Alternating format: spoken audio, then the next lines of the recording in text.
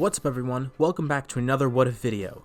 Last time, we got to cover a pretty interesting scenario where instead of everyone just dying in the future timeline after Goku passes away, there actually was a chance at hope, and Piccolo helped save the future from the androids, along with Vegeta and Gohan. The androids are now gone, and Cell's not going to show up for another couple years, so now we'll be covering what happens in a post-android world, one where Goku is dead. Let's pick up from here. Now that the androids are finally defeated, society can start returning back to normal. It's going to be a slow process, but people will eventually rebuild. With the two of them being the strongest fighters, Piccolo and Vegeta end up developing a rivalry. Sure, he's not a Saiyan like Kakarot, but Piccolo makes for a fine rival for Vegeta. He's no longer really concerned about Kakarot since he's dead. He feels that he already surpassed Goku anyways. He's never even going to see him again, so he shouldn't fret about it. Piccolo is not only strong, but just as motivated as Goku is to train, even without him having the same Saiyan genes. A similar mindset and similar goals lets them line up perfectly. As for Gohan, well, his situation is a little bit weird. Since society is still being rebuilt, he doesn't go to school right away. He does keep up with his studying once school does come back, but the androids were an apocalyptic threat, so I don't know how fast society would rebound from it. It would happen eventually, but it's not going to happen over the next few months. So while he does keep up with his studying, he does train too. Not only because it's really the only thing he has to do right now, but because Vegeta and Piccolo really encourage him to. Since Goku's not around, he kinda has to help take up the mantle of defending Earth. Plus, he's the only other Saiyan that can fight besides Vegeta, so Vegeta wants to make sure that he can do his job. Speaking of that, there is Trunks, who's starting to grow up, but he's still only a kid. Only issue is that there's no Goten. Since Goku's dead and Chi-Chi couldn't get pregnant, that means that Goten's not gonna be born here. Gohan remains as an only child, but he does begin developing somewhat of a relationship with the other people of the Dragon Team. Since he would mostly be training with them, he would start to get on much better terms with Vegeta. Also, Piccolo's his teacher anyway, so he's already on good terms with him. That year in the Room of Spirit and Time really helped too. Trunks is still very young, but Gohan and Trunks start to develop somewhat of a brother relationship, with Gohan being the older brother kinda looking over him. As time passes, Gohan does keep training with Vegeta and Piccolo. Eventually he does slack off a bit because he has to start going to school now, but he keeps up with them more than he did originally. He and Vegeta actually have access to Super Saiyan Grade 4, and are striving to go beyond that. They know that there's a new level beyond it, but they can't quite access it yet. As for Piccolo, well, he obviously doesn't have any transformations, but he does see a huge increase in power with his training buddies. And he does need to put in a lot more effort, but he is able to keep up with Vegeta still. With Gohan's natural potential, he also ends up getting close to Piccolo and Vegeta in terms of power, so they're all pretty even until Vegeta discovers Super Saiyan 2, and then Gohan. It takes a while and they don't get it until really late in this time skip, but they do end up getting it still. Vegeta still remains ahead of the pack, being the strongest fighter on Earth, with Piccolo and Gohan not too far behind either. As for the humans, they actually train a lot more than normal too, and they're a lot more motivated. If there's ever a threat like the androids again, they need to make sure that they're able to handle it, so they want to keep up with their training this time. Especially Krillin, since he's not married now because 18's dead. Maybe he keeps seeing his old girlfriend Marone, but we do know for sure that he's not going to be with 18. She got completely erased before when fighting Vegeta, Piccolo, and Gohan. A new issue does come up over this time skip though. There's no Dragon Balls on Earth, and they should probably try and fix that. But the only other way they can do that is if they get another Namekian on Earth, but there's no way for them to do that. Piccolo decides he's going to try and contact King Kai and see what he could do. Maybe he can help contact the Namekians and then they could figure something out. It takes a while, but Piccolo does eventually get in contact with King Kai, and King Kai is well aware of the issue. And as a thanks to Piccolo and Kami, he decides to contact Namek to see what they could do. He also mentions that Goku is with him in the afterlife training, and Piccolo does briefly get to speak to Goku and catch up with him. Goku's kinda sad that he can't be there to experience everything, but he's proud of everyone for being able to defend Earth. He's especially thankful for Piccolo stepping in to help, and he's been watching it and he's felt pretty proud about how Gohan's been doing. He also tells Piccolo to say hi to Chi-Chi and Gohan for him, but he can't really talk for long. It's kinda surreal that Piccolo got to talk to Goku once again. It's nice that they caught up, but it's so weird knowing that he's not going to be able to come back to Earth once again. King Kai makes contact with the Namekians, and he tells them what's going on Earth. The Namekians want to show their gratitude to the Earthlings for saving them before from Frieza, plus they're pretty helpful people in general, and they do want to help one of their own like Piccolo. They agree to help, and they think they have a way to do so. After a couple hours, suddenly there's someone new on the lookout.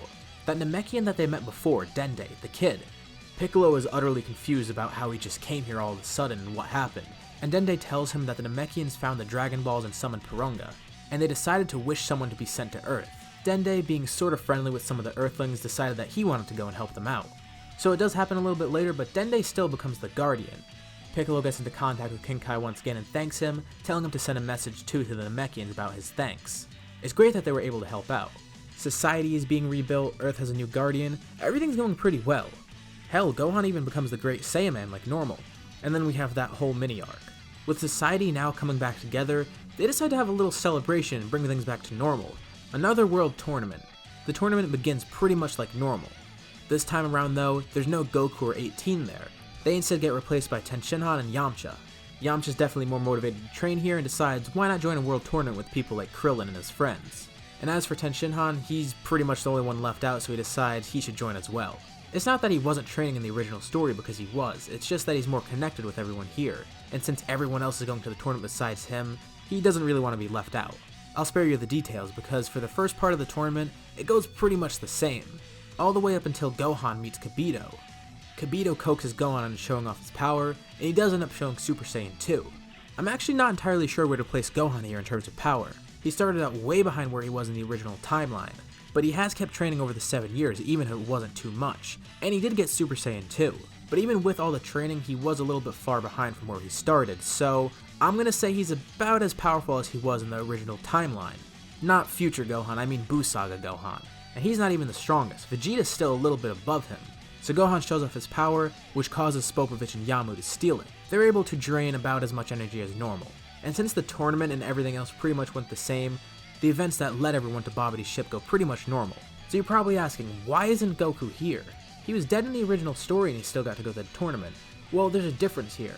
Since he died of natural causes and you can't normally bring people like that back from the dead, I feel like Baba wouldn't allow him to come back even for 24 hours. I mean, it's one thing in the original timeline where he saved Earth from exploding and that's why he died, and it wasn't really a natural cause, so it makes sense for him to come back there. But here, he died of natural causes, he died of a disease.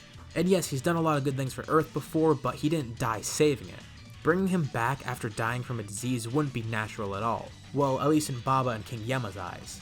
Anyways, everyone goes to Babidi's ship, and the events leading up to everyone going in the ship go pretty similar to normal. Dabura makes a smart choice by spitting on Piccolo after killing Kibito, because Piccolo's one of the stronger people in the group, so by turning him into stone, he's pretty much saving himself some trouble. And he also gets Krillin. However, Tenshinhan and Yamcha are still there, and they head into the ship with Shin, Vegeta, and Gohan. On the first floor, they face Pui Pui. Needless to say, there's no issue with fighting him. On the next floor, they face Yakon. Vegeta tries to power up into Super Saiyan, and they see that Yakon feeds off the light. Instead of Gohan and Vegeta immediately jumping to the idea of overfeeding Yakon, Tenshinhan and Yamcha step in instead. They don't need to transform and give off light by doing so, and maybe together as a tag team they could take him on. Yakon accepts the challenge, and that leads to him dying. It's somewhat of a tough fight for them, but they are able to kill him. Babidi's getting worried, but they save the best for last, Dabura. Everyone descends to the last floor, and they meet the king of the demon realm. If they defeat him, it'll all be over and they can save Piccolo and Krillin. Having lived through one apocalypse already, they don't want to get cocky and cause another one, so they decide not to fight fair, and everyone teams up on Dabura. Gohan alone was enough to about match him in power, but here you have a more skilled and serious Gohan, as well as Vegeta who's a little bit stronger than him, plus the two humans. Dabura doesn't expect this, and it causes him to die. There's no way he's going to fend off all four of them. Babidi is terrified now, but he has one more option.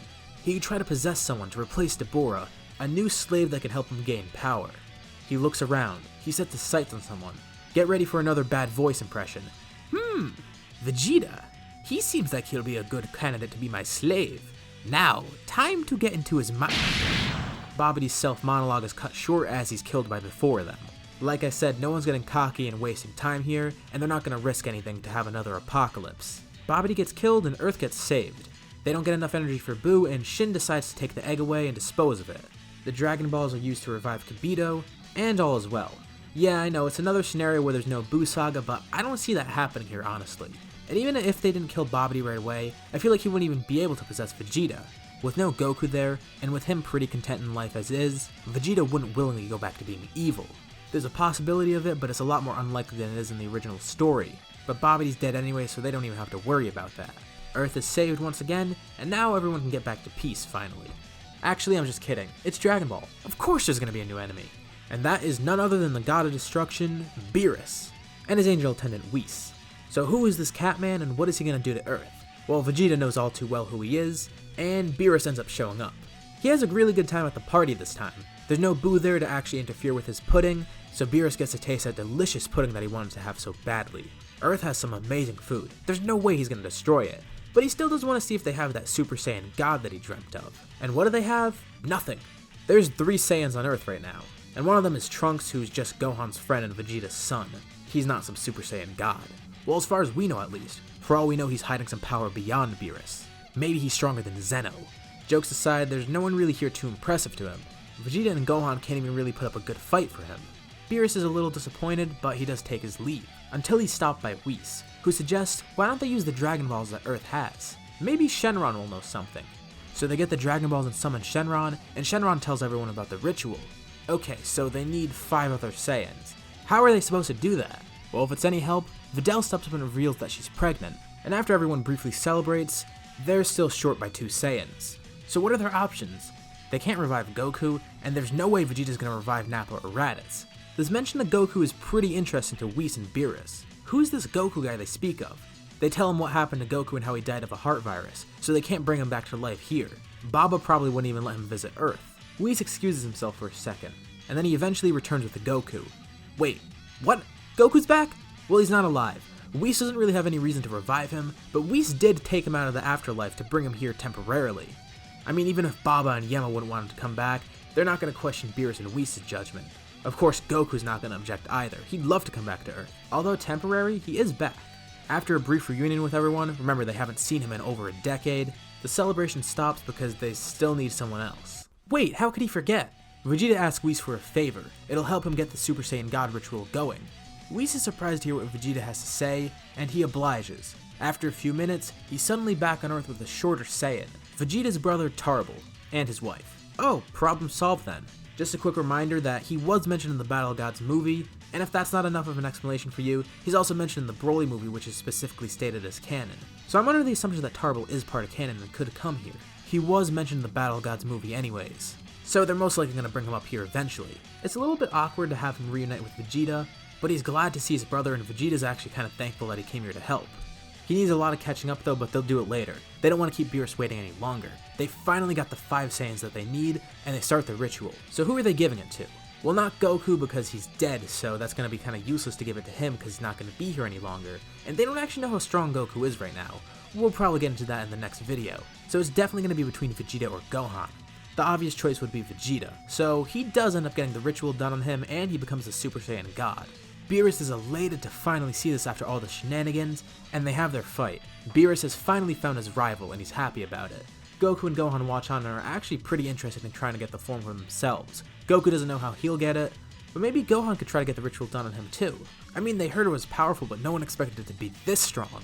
The fight ends and Beerus is happy, and he's about to leave, but they invite him to stay at the party a little longer. Especially Chi-Chi, because once Beerus leaves, they'll have to bring Goku back too. So they want Beerus and Whis to stick around for as long as possible. Tarble sticks around too because he hasn't seen his brother in a while, and overall the party's pretty fun. While they have 5 Saiyans there, Gohan decides it might not hurt to ask if they could do the ritual on him too. Since he hasn't had enough time to train with all his school and then eventually work, this will help give him a nice boost in power and a little bit of motivation. Everyone decides why not, and also Beerus is pretty interested in seeing another Super Saiyan God, so he has it done on him too. While they're all here and in formation, why not do it on Goku and Tarble? Tarble's not necessarily interested in getting a new form for fighting because that's not really his thing, and Goku decides he'd rather try and work on some stuff in the afterlife. He has been working on a few things and he doesn't really want to abandon it for this new form, but he doesn't describe it to anyone yet or show it off. Beerus thanks everyone for the party and the food, and even asks Vegeta and Gohan to train with him. Gohan declines because he has to stay on Earth and work, but in his place he suggests that Piccolo should go along and train with Vegeta, as well as Beerus and Whis, a Namekian. That could be interesting for Beerus to train. So, he asks Piccolo, and Piccolo does end up accepting. He has no real obligation to stay on Earth right now, and since he's continually trying to pursue some power, and he has that little rivalry with Vegeta that just developed, he decides why not? He can head to Beerus' planet and train with them. And that ends Battle of Gods. Tarble and his wife return home, and maybe they'll visit again. And after a bittersweet goodbye with his friends and his family, Goku ends up going back to the afterlife. It's been so long since he saw everyone, so even if it was for a brief amount of time, he's glad that he got to see them physically once again. And with that out of the way, we'll end this part off here for now. So what did you guys think about this video, and what do you think will happen next time?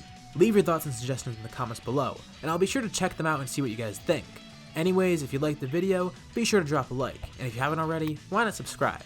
as well as clicking that bell icon to get notified about any future parts of this what if or any other uploads that I make on this channel. Thank you all for watching, and I'll see you on my next video.